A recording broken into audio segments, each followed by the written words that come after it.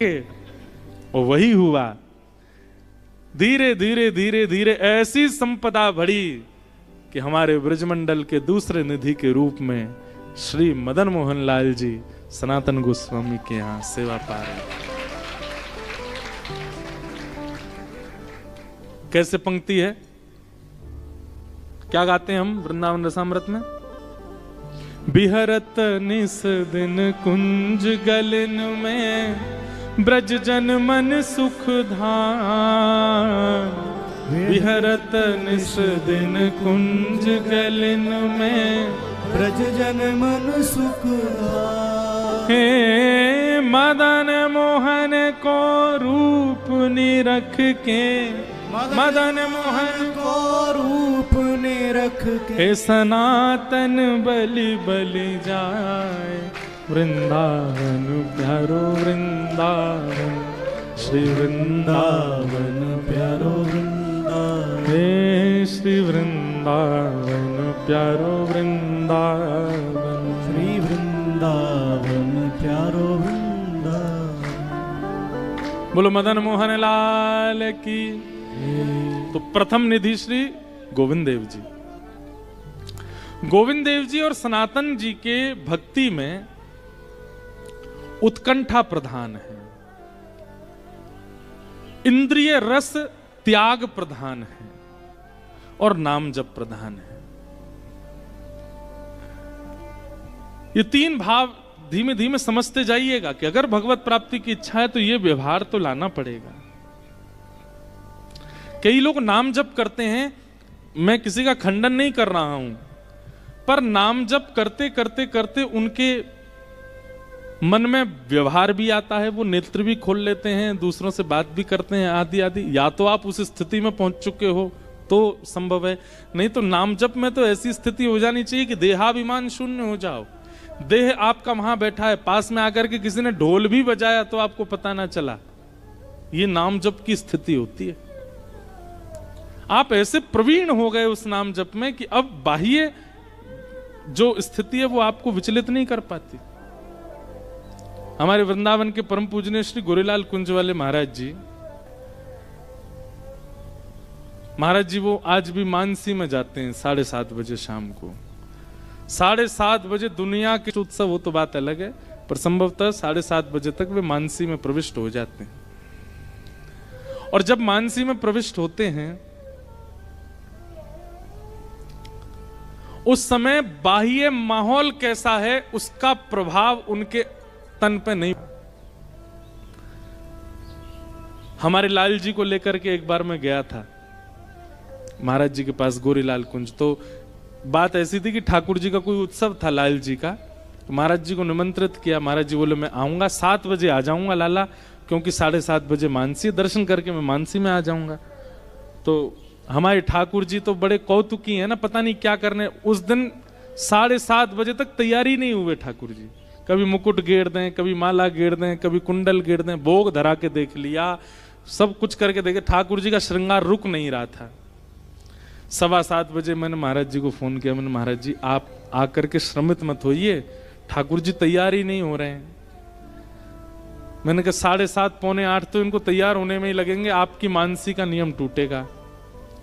तो महाराज जी बोले तो फिर अब कैसे करें? मैंने कहा महाराज जी मन में ऐसा भाव आ रहा है कि मैं 3 दिन हूं वृंदावन में, आज उत्सव है, ठाकुर जी का भीड़ भी बहुत आ रही है, कल ठाकुर जी को लेकर मैं कुंज में आ जाऊंगा आपके पास। तो महाराज जी बोले ये इसीलिए श्रृंगार नहीं करा रहे थे कि इनको यहाँ कुंज में आना है। अगर हम आज वहीं आके दर्शन कर लेंगे तो ये कल यहाँ कैसे आएंगे? ठीक है हम नहीं आते, कल ठाकुर जी को लेके आओ। अगले दिन ठाकुर जी को लेकर के गए महाराज जी, और छोटे सिंहासन पर ठाकुर जी जैसे ही महाराज जी ने गोद में ली तो महाराज जी ऐसे लेके बैठ गए और थोड़ी देर देखते देखते देखते मानसी में प्रविष्ट हो गए। कोई नहीं, बस मैं था। ये कोई बताने वाली बात तो नहीं है वैसे, लेकिन केवल आपकी साधना प्रबुद्ध हो इसलिए बस कह रहे हैं। अचानक महाराज जी देखते हैं कि अश्रु जलधार और दोनों अश्रु ऐसे निकलते हैं और निकल करके यहाँ ठोड़ी पर आकर के एक हो जाते हैं और बिंदु बन करके वो जैसी गिरती है तो नीचे लाल जी यहाँ थे, लाल जी के बिल्कुल मस्तक पर आकर के वो अश्रु बिंदु गिरता है। उस स्वरूप का मैं वर्णन नहीं कर सकता। मानो ऐसा लग रहा था कि दोनों नेत्रों में महाराज जी के प्रिया प्रियतम विराजमान हैं। एक नेत्र में श्याम सुंदर, दूसरे नेत्र में किशोरी जी। श्रावण का महीना है, एक नेत्र से तो किशोरी जी, दूसरे नेत्र से श्री ठाकुर जी। दोनों जल प्रवाह, क्योंकि जल क्रीड़ा श्रावण में होती है तो दोनों जल क्रीड़ा होती है और जल के भाव से किशोरी जी ठाकुर जी जल प्रवाहित करते हैं और वो दोनों जल एक रूप धारण करके बिंदु बन करके लाल जी के ऊपर गिर रहे हैं। रुदन अलग होता है पर उस दिन का जो वो दृश्य था वो मैं वर्णन नहीं कर सकता उसका। और थोड़ी देर वो व्यवहार करने के बाद महाराज जी जब मानसी से बाहर आए तो फिर कहते हैं, आपके लाल जी प्रत्यक्ष हैं, ये साक्षात लाला हैं, इनकी खूब सेवा करना, ये आपके लिए आए हैं, आप इनको प्राप्त करें हैं, ये आपके पिताजी, आपके गुरुदेव की तपस्या का फल मिला है, बस इनकी सेवा में कोई चूक मत करना, ये बहुत प्रसन्नता से आपके साथ रहेंगे। जाने किस लीला में वे भ्रमण करके आए थे और संभवतः मुझे जल क्रीड़ा ही लीला का दर्शन जो बाहर से हो रहा था ऐसा भाव लग रहा था। ऐसी साधना की स्थिति, ऐसी नाम जप की स्थिति, ऐसी भजन की स्थिति हो जाती है कि आप एक जगह एकाग्र चित्त से बैठते हैं और उस समय व्यवहार क्या कर रहा है उसका प्रभाव नहीं होता। पूज्य श्री मलुक पीठ वाले महाराज जी बता रहे थे कि महाराज जी एक बार सफर में थे और बीच रास्ते में मानसी का समय हो गया तो 7:30 बजे ही अपने आसन पर बैठ गए। गाड़ी चल रही है और चलते चलते महाराज जी आसन पर मानसी में प्रविष्ट हो गए। थोड़ी दूर पर एक गाड़ी से टक्कर हो गई। टक्कर होके पूरी गाड़ी आगे से पीछे तक सब दब गई, कईयों को कुछ खरोंच आदि भी आ गई, पर महाराज जी व्यवस्थित रूप में अपनी मानसी में ही बैठे थे। और जब मानसी का समय पूर्ण हुआ उसके बाद महाराज जी ने नेत्र खोल करके देखा, फिर पूछते हैं ये क्या हुआ, गाड़ी की ऐसी स्थिति कैसे हो गई। सब देख करके दंडवत करने लगे, महाराज जी बहुत भयानक एक्सीडेंट हुआ पर आप मानसी में थे। स्वामी श्री हरदास जी महाराज मानसी की परंपरा के प्रथम आचार्य, जिनसे मानसी की परंपरा प्रारंभ हुई। मानसी की परंपरा ऐसी है कि प्रत्यक्ष में ठाकुर जी की सेवा देह करता है और मानसी में नेत्रबंद हो जाते हैं और फिर सेवा आत्मा करती है, चित्त करता है। और उसमें ऐसी भावना है कि नेत्रबंद करके आसन पर बैठ करके एकांत भाव में थोड़ी देर जप करो, साधन करो, नामस्मरण करो और उसके बाद अपने हृदय में ही एक कुंज का निर्माण करो। कुंज का निर्माण करके वहां अपने प्रिया प्रियतम को विराजमान करो, स्वयं वहां प्रविष्ट होकर के एक सहचरी का रूप धारण करके ठाकुर जी की सेवा में व्यवस्थित हो जाओ। बहुत बड़ा एक नगर सेठ उस जमाने में लाखों की इत्र की सेवा लेकर के बिहारी जी के लिए आया था वृंदावन। कहते हैं कि वो जब अपने घर से निकला बैलगाड़ी में बैठ के जिन जिन नगरों से होते हुए जा रहा था, संभवतः उस समय भारत पाकिस्तान एक थे, कराची से आ रहा था वो वैष्णव। वृंदावन में बिहारी जी प्रकट हुए, ये खबर सुनकर के वृंदावन आ रहा था और सोचा क्या लेके जाऊं, तो अपने जीवन की कमाई से अद्भुत इत्र खरीदा था और उसको भी एक स्वर्ण पात्र में लेकर के जा रहा था। कहते हैं कि वो जिस जिस नगर से निकल रहा था उस नगर के लोगों को सुगंधी का अनुभव हो रहा था। वृंदावन लेकर के आया इत्र। निधिवन में जैसे प्रवेश किया तो श्री बिहारी जी राजभोग अरोग रहे थे, ठाकुर जी के कपाट बंद थे।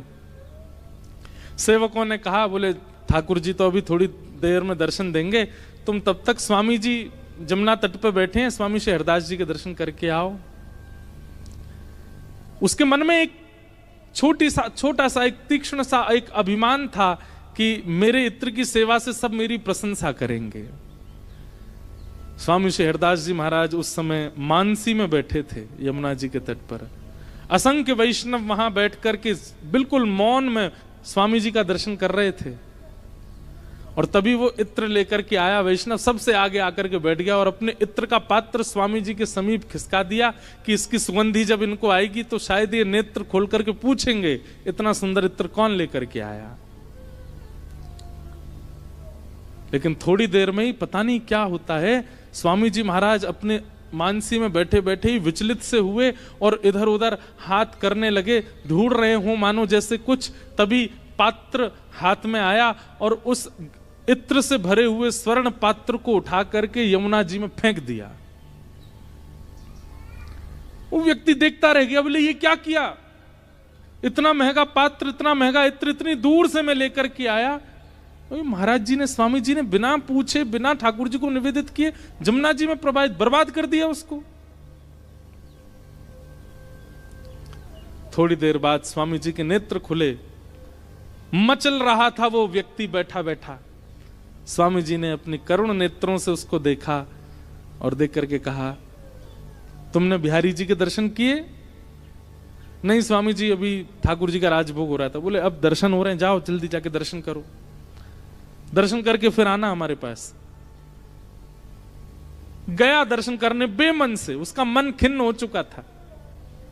लेकिन जैसे ही निधिवन में प्रवेश किया, निधिवन के हर वृक्ष के पत्र पर वही इत्र की बूंद छिड़की हुई थी। वही सुगंधी से पूरा निधिवन सुगंधित था। और जैसे ही उस सघन कुंज में जाकर के बिहारी जी का दर्शन किया तो बिहारी जी के मुकुट से लेकर के पैर के नख तक उस इत्र में बिहारी जी सने हुए थे। मन में विचार करने लगा, ये इत्र तो मैंने स्वामी जी के पास रखा था, उन्होंने जमुना जी में फेंक दिया था, तो पूरी कुंज उस इत्र से सुगंधित कैसे हो गई।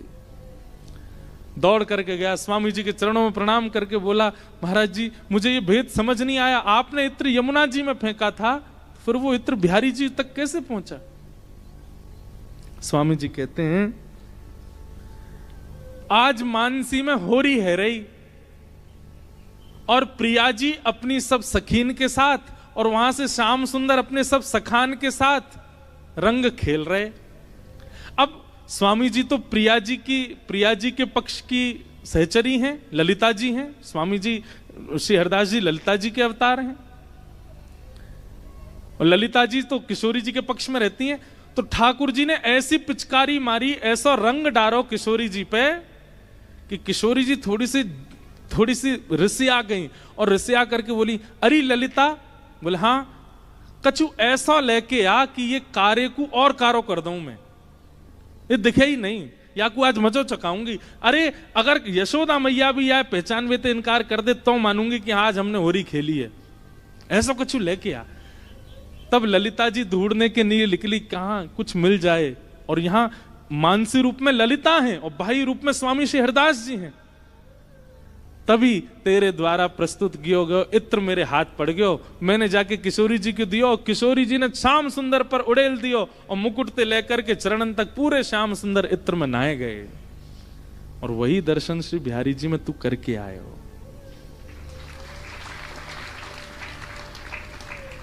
मानसी का ऐसा भाव कि आप विचार करते हैं, आप चिंतन करते हैं अपने चित्त में लीला का, और वो लीला प्रकट होने लग जाती है, प्रत्यक्ष होने लग जाती है। और ये सब बहुत ऊंची सीढ़ियां हैं, अभी तो हम प्रारंभ ही नहीं कर पाए हैं इस भक्ति के पथ को। ये स्थिति तक पहुंचना तो बहुत दूर की बात है। जिन लीलाओं का कल तक आप श्रवण कर रहे थे ना, ये सब लीलाएं इन आचार्यों की मानसी की लीलाएं हैं। मानसी के भाव।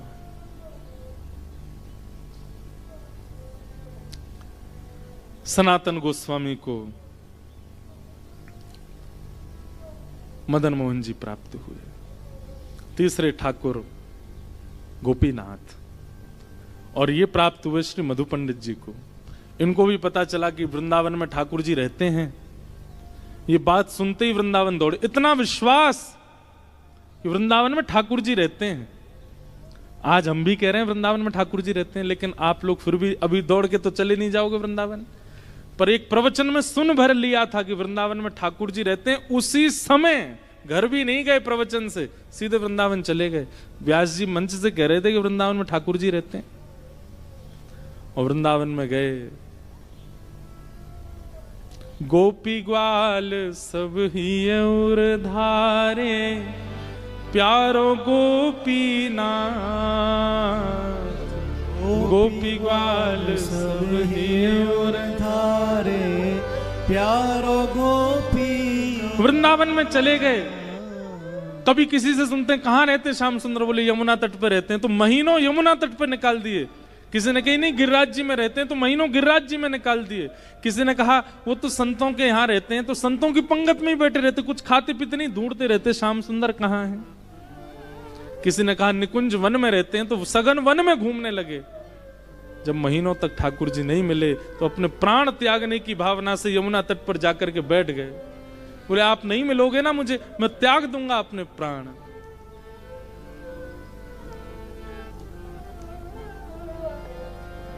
जयति तेधिकं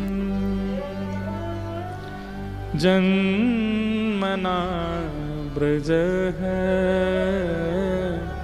श्रयतन्दिरा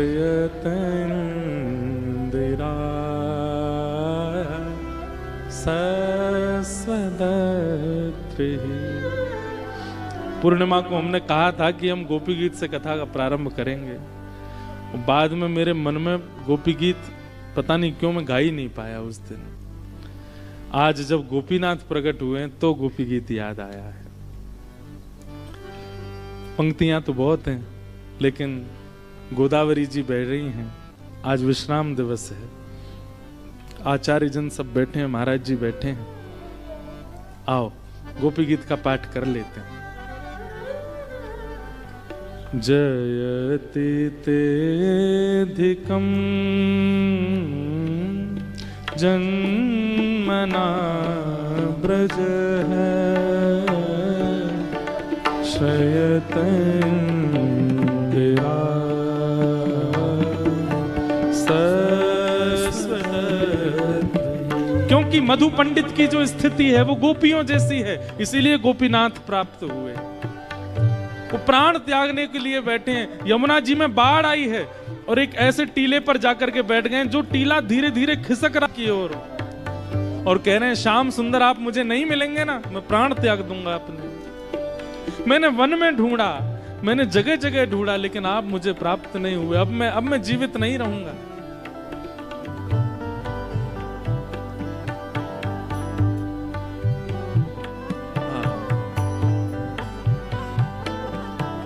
दैत्य दृश्यता दीक्षुतावक स्त्वयिधृता सव स्वां विचिन्। सब लोग अपने फोन में खोल लीजिए, गाइए। शरदुदाशये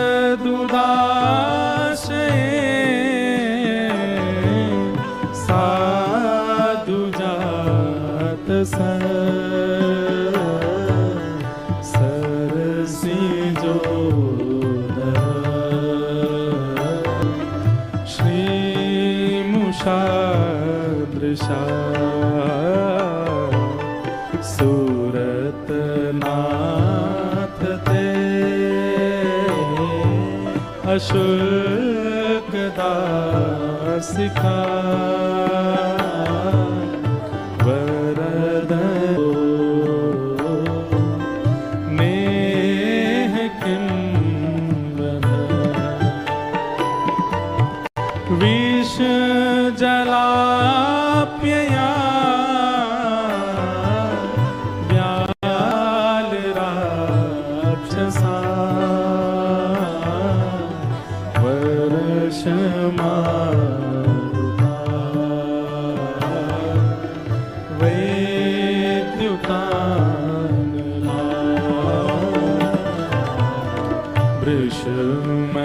वृषमयात्मजा विश्वतो भया वृषभते वयम्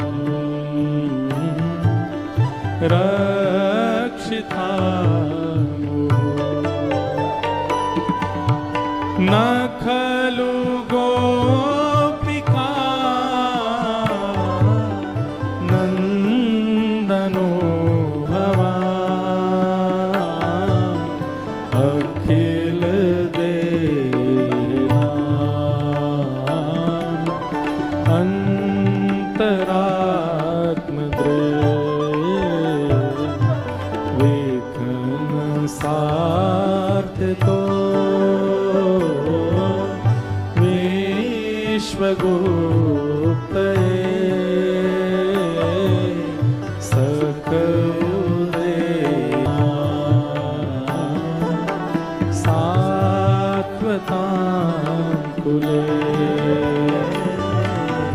विरचिता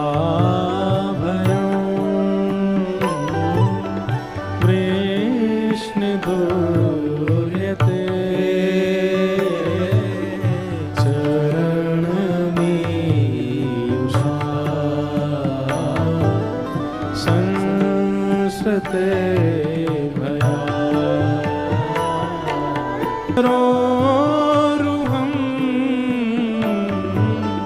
कांत कामदं सिरसिदे। गोपियां कह रही हैं केवल हमको आपके हस्त कमल का स्पर्श अपने शीश पर चाहिए और कुछ नहीं चाहिए नाथ।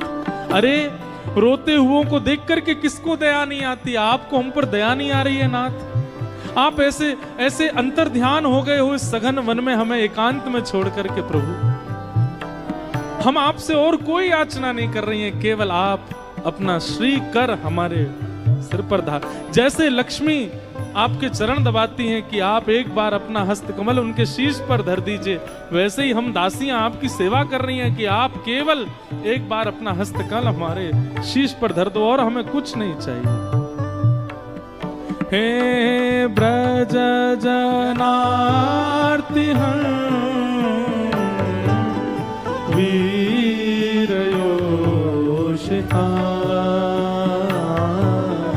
निज जन स्मय मनसन स्मित भज सखे भवा करिश्मनो जलरुहानो चारुदर्शय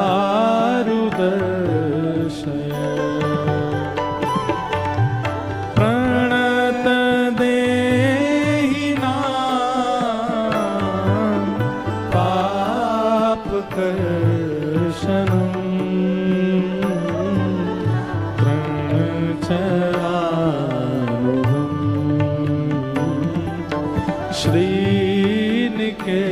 श्रीनिकेतनम् फणिफणार्पितं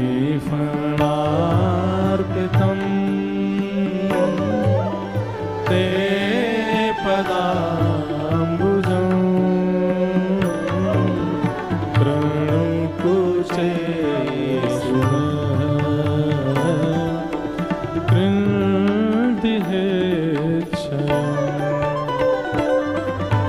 मधुरया गिरा वल्गुवाक्यया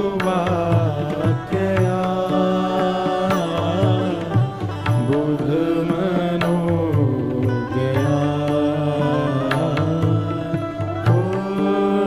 पुष्करेक्षणा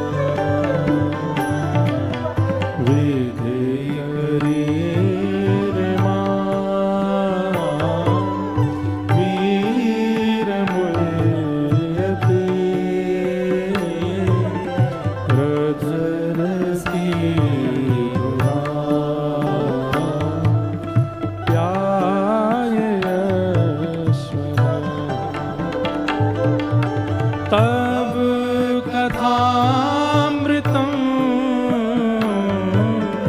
तप्त जीवनं कविभिरीडितं कल्मषापहं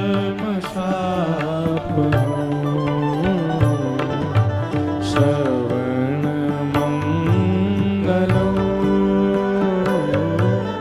श्रीमदाततं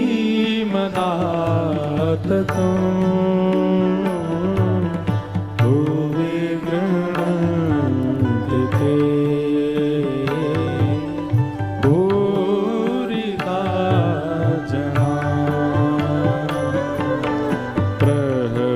लसितं प्रिय प्रेम वीक्षणं विहरणं च ते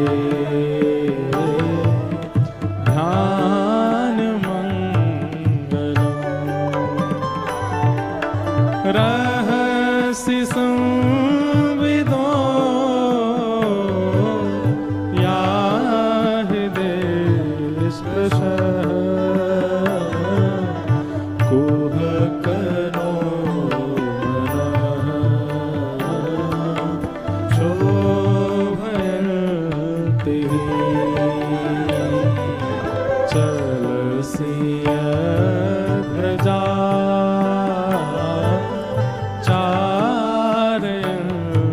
पशु नलिन सुंदरं नाथ ते पदम्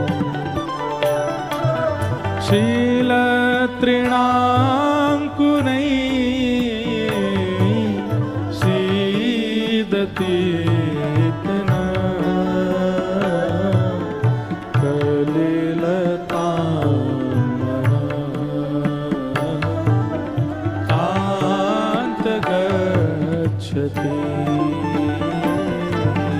दिन परीक्षये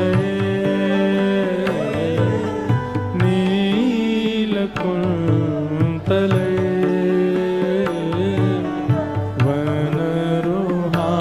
वनरोहाननं वेप्रदाव्रतम् घनरजस्वनं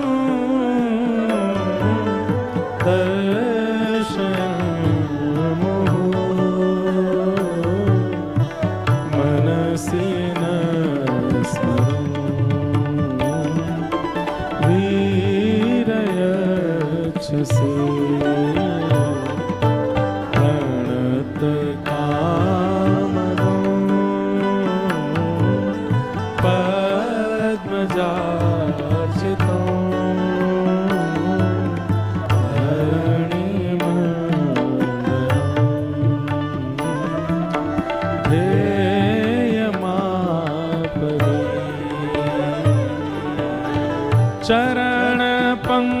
चरणपङ्कजं शतमं च ते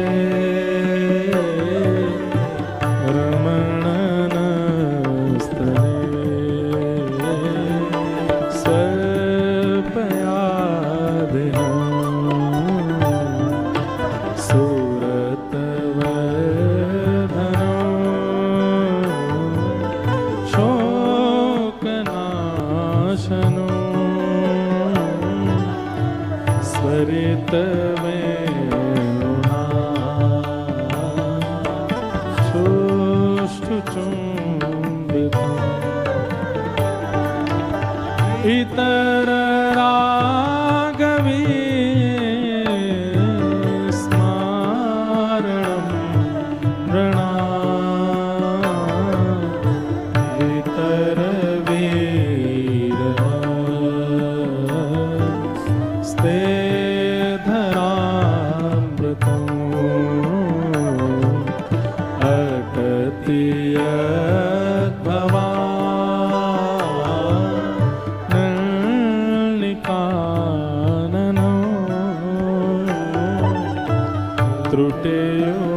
त्रुटियुगायते त्वां पश्यता कुटिलकुन्तलं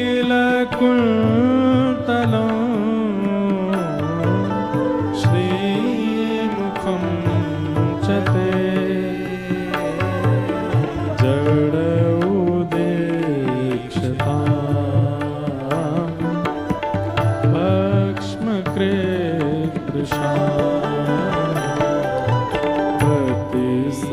प्रतिसुतान्वय भ्रातृबान्धवा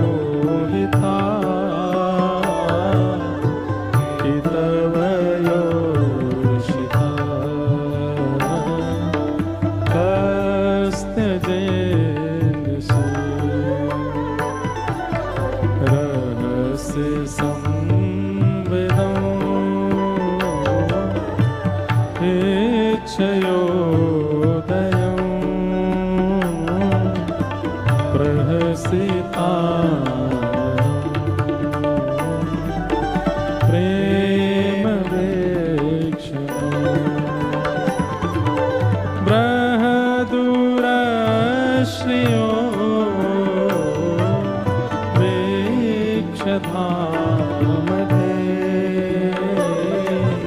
मुहुरते स्पृहा मुह्यते मना व्रजवनौकशा व्यक्तिरङ्गते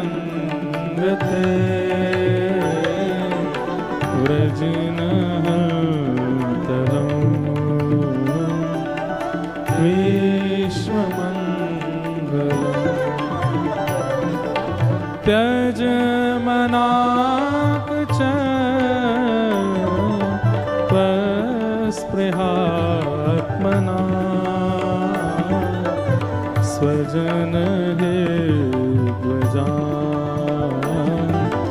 यन्निसोदनम्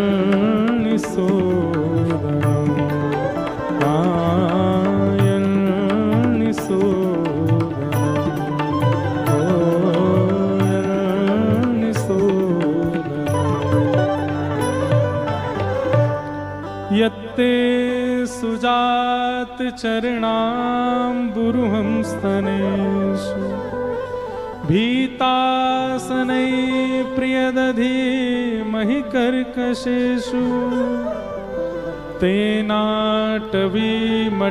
तद्व्यथतेन किंस्मे कूर्पादिभे भ्रमतदायुषाम् कूर्पादिभे भवति धे भवदायुषाम् तासामाभिभूत्सौरी स्मयमायमुक् पीताम्बरधरश्रग्वी साक्षान्मन्मथ मन्मथ पीताम्बरधरश्रग्वी साक्षान्मन्मथ मन्मथ।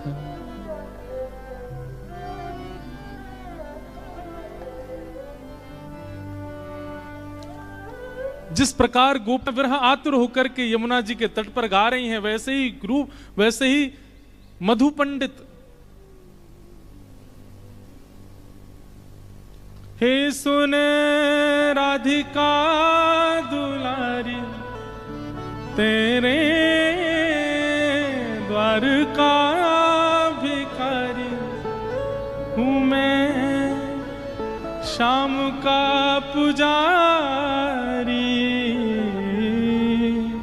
पीड़ा है हमारी हमें श्याम मिला हमें श्याम ना मिला अटति अद्भवा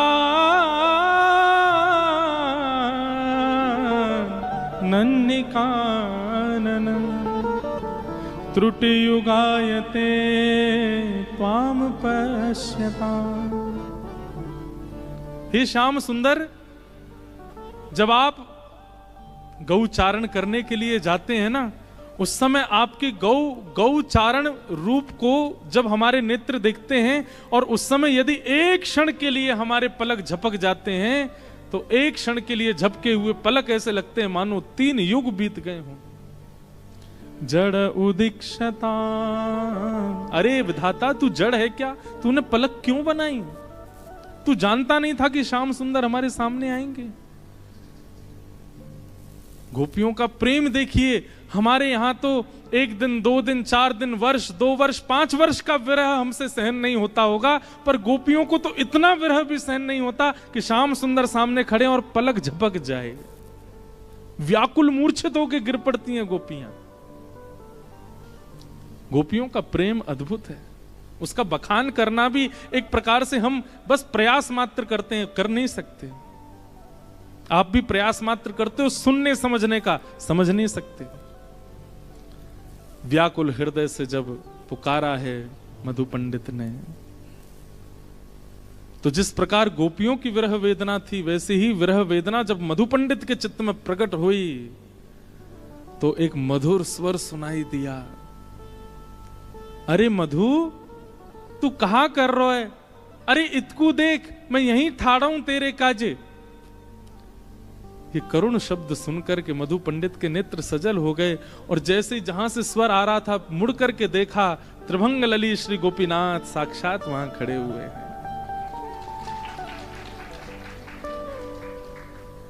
मधु पंडित ने दौड़ करके हृदय से लगाया, प्यारे गोपीनाथ प्राप्त हो गए। आज भी गोपीनाथ जी के हस्त कमल में एक ऐसी